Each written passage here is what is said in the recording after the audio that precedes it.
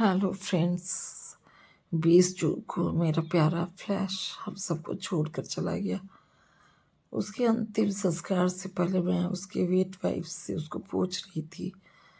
ये हमेशा आकर मुझे पैर में अपने पैर से ऐसे करता था। मतलब कैसे बताऊँ, बुलाता था कि मुझे चलो वेट वाइफ से साफ कर दो। उसका ड्राई शैम्पू था, वो सबसे मैं इसको साफ करती थी। अभी बिल्कुल मन नहीं लगता है, पूरा घर सुना सुना हो गया है। क्या करूं मुझे नहीं समझ में आता। इसके पीछे मेरा बहुत काम रहता था।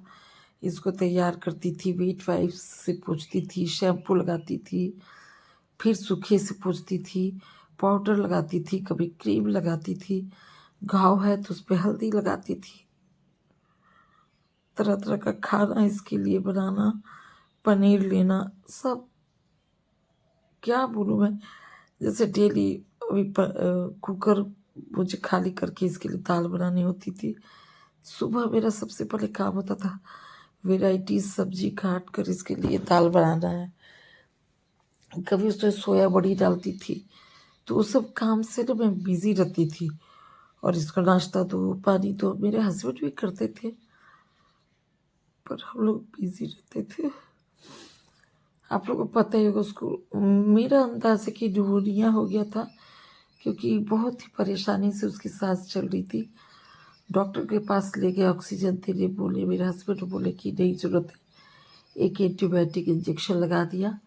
सुबह हॉस्पिटल ले जाना, पहले भी हॉस्पिटल दिखा चुके थे, कैसी चेकिंग किए थे मुझे नहीं मालूम।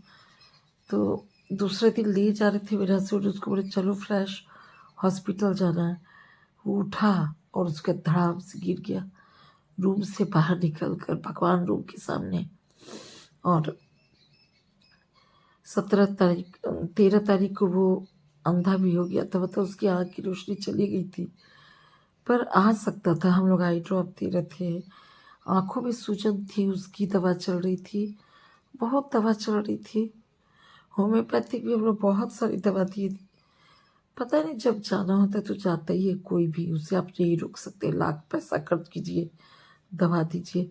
इसको होम्योपैथिक में लोग इतनी अच्छी अच्छी दवा दे रहे थे, पहले तो ध्यान नहीं किया। डॉक्टर की गलती है, सिर्फ ब्लड चेक कराए, लीवर ये सब सब चेक कराना चाहिए, कुछ नहीं चेक कराए।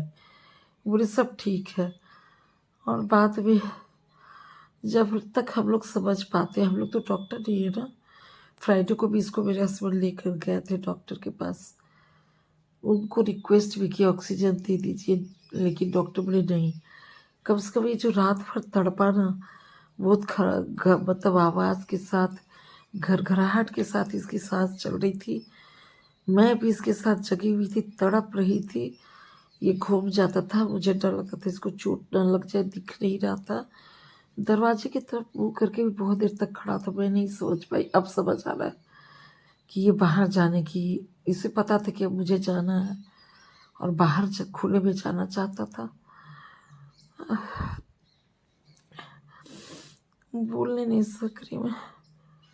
अभी तक मुझे न खाना अच्छा लग रहा, न पीना। सारा रात मैं सोती नहीं हूँ, बाएं दाएं करवट जब ले रही हूँ बस यही नजर आता है। खैर, आप लोग से शेयर करने से थोड़ा दुख कम हो जाएगा, ऐसा हमको लगता है। जब बोलती हूँ ना इसमें, थोड़ा रो लेती हूँ तो दिल को मतलब आराम मिल जाता है। देखिए इसका ये सब फेवरेट चादर था, खेलता था, इसलिए उसी सब में लपेट के मैं, मेरे हस्बैंड, बेटा, हम लोग सब मिलकर मतलब इसका अंतिम संस्कार किए। हवा बहुत तेज चल रही थी, कपड़े से लोग घेर कर फिर अगरबत्ती जला रहे थे।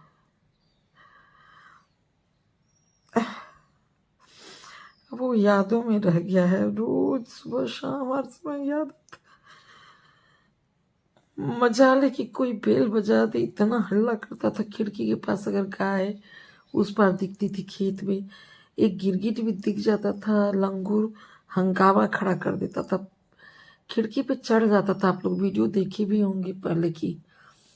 और बेड पे सिर्फ सर रखता था और 2 पाँव, उससे ज़्यादा ये चढ़ता नहीं था।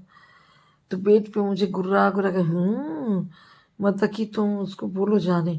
फिर मैं झूठ उठ के बोलती थी जाओ, फ्लैश गुस्सा होता है तो चुप चुप हो जाता था। 6 साल से, ये 4 अगस्त को 6 साल का होता तो सबसे ज़्यादा मेरे साथ ही रहा ना। हस्बैंड ड्यूटी जाते थे, बेटा जहाँ जॉब करता वहाँ चले जाता था, तो अपना जो जिंदगी का सबसे ज़्यादा टाइम ये मेरे साथ बिताया था। पता नहीं मैं नहीं रह पा रही हूँ, क्या करूँगी मुझे नहीं समझ में आ रहा। बहुत तकलीफ है, भगवान इसकी आत्मा को शांति दे, बस यही प्रार्थना करती हूँ। आप लोग भी इसके लिए प्रार्थना कीजिए फ्रेंड्स प्लीज़।